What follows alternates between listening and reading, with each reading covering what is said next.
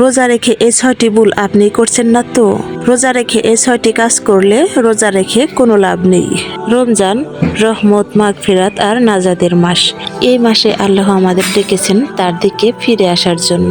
পবিত্র কুরআনে আল্লাহ তাআলা বলেন, হে ঈমানদারগণ, তোমাদের উপর রোজা ফরজ করা হয়েছে যাতে তোমরা তাকওয়া অর্জন করতে পারো। সূরা আল বাকারা আয়াত 183। কিন্তু প্রশ্ন হলো, আমরা কি সত্যি তাকওয়া অর্জন করতে পারি, নাকি শুধু ক্ষুধা আর পিপাসায় পাচ্ছি? আজ আমরা জানবো সেই 6টি কাজ সম্পর্কে যেগুলো করলে রোজা থেকেও কোনো লাভ নেই। আপনি কি জানতে চান সেই 6টি কাজ সম্পর্কে? তাহলে ভিডিওতে একটি লাইক এবং চ্যানেলে সাবস্ক্রাইব করুন আর কমেন্টে লিখুন এই 6টি কাজের মধ্যে কোন কাজটি আপনি বারবার করে থাকেন। যদি এই 6টি কাজ আপনার মধ্যেও থেকে থাকে তাহলে আজ থেকে এগুলো বর্জন করুন, না হলে কষ্ট করে রোজা থেকে কোনো সওয়াব পাবেন না এবং আল্লাহর সন্তুষ্ট অর্জন করতে পারবেন না। তাই রোজা শুধু ক্ষুধা ও পিপাসা থেকে মুক্ত থাকা নয়, বরং রোজা আল্লাহর সন্তুষ্ট অর্জনের প্রধান কারণ। নাম্বার 1, মিথ্যা বলা। রোজা শুধু না খেয়ে থাকা নয়, বরং জিহ্বারও রোজা আছে। এ বিষয়ে নবীজি সাল্লাল্লাহু আলাইহি ওয়াসাল্লাম বলেছেন, যে ব্যক্তি মিথ্যা কথা ও মন্দ কাজ ত্যাগ করতে পারল না, তার এই না খেয়ে থাকাতে তাতে আল্লাহর কিছু যায় আসে না। আমরা কি রোজা রেখেও মিথ্যা বলছি, ব্যবসায় ভেজাল মেশাচ্ছি, ফোনে পরিবারের সাথে ঝগড়া করছি, অন্যের নামে গীবত করছি? মনে রাখুন, এটা মিথ্যা আপনার পুরো দিনের ছোঁয়া পুড়িয়ে দিতে পারে। নাম্বার 2, গীবত করা বা পরনিন্দা করা। গীবত মানে কি জানেন? কারো অনুপস্থিতিতে তার দোষ ত্রুটিগুলো খুঁজে বের করা এবং অন্যের কাছে পৌঁছে দেওয়া। পবিত্র কুরআনে আল্লাহ তাআলা গীবতকে তুলনা করেছেন তার মৃত ভাইয়ের গোশত খাওয়ার সাথে। ভাবুন তো, আপনি রোজা রেখে ক্ষুধার্ত আর পেছনে কারো বদনাম করছেন। এটা কি রোজার সম্মান রক্ষা করা? রোজা আমাদের মুখ বন্ধ করতে শেখায়, অন্যের দোষ নয়, নিজের দোষ দেখার জন্য। তাই আজ থেকে অন্যের দোষ খোঁজা বন্ধ করুন এবং নিজের দোষ খুঁজে বের করুন আর সেগুলো সংশোধন করার চেষ্টা করুন। নাম্বার 3, নামাজ অবহেলা করা। রোজা রাখছেন কিন্তু 5 ওয়াক্ত নামাজ ঠিক মতো পড়ছেন না।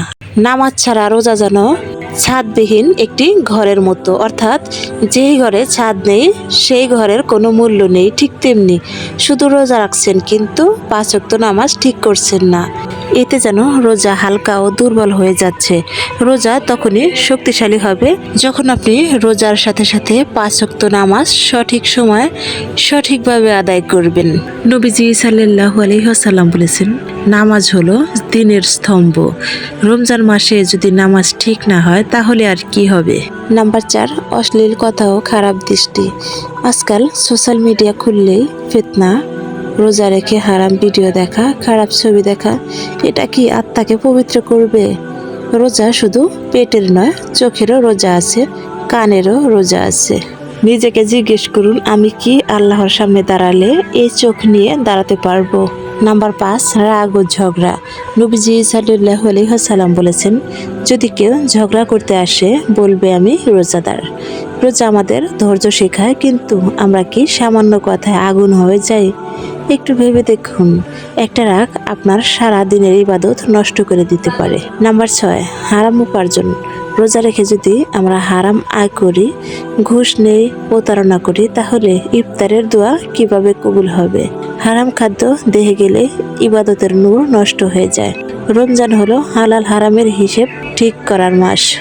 ভাবুন তো, কিয়ামতের দিন আপনি দাঁড়িয়ে আছেন, আপনার হাতে রোজার আমলনামা, কিন্তু সেখানে লেখা গীবত করছেন, মিথ্যা বলেছেন, নামাজ ছেড়ে দিয়েছেন। তখন আপনার কেমন লাগবে? আসুন আজই আমরা সিদ্ধান্ত নিই, আমরা শুধু ক্ষুধার রোজা রাখবো না, আমরা রোজা রাখবো চোখের, জিহ্বার ও হৃদয়ের রোজা রাখবো। আসুন দোয়া করি, হে আল্লাহ, আমাদের রোজাকে আপনি কবুল করুন, আমাদের ভুলগুলো ক্ষমা করুন, আমাদেরকে এমন রোজাদার বানান যাদের রোজা আপনাকে সন্তুষ্ট করে। রমজানকে বদলে দেওয়ার মাস বানান, শুধু একটি মাস নয়, সারা জীবনের জন্য। আল্লাহ আমাদের সবাইকে প্রকৃত রোজাদার হওয়ার তৌফিক দান করুন, আমিন। প্রিয় দর্শক, আজকের এই ভিডিওটি যদি আপনাদের হৃদয় এতটুকু স্পর্শ করে থাকে তাহলে শেয়ার করে সকলকে জানার সুযোগ করে দিন। যাতে সকলে এই 6টি কাজ থেকে বিরত থাকতে পারে আর রোজা শুধু আল্লাহর সন্তুষ্ট অর্জনের জন্য পালন করতে পারে। ধন্যবাদ।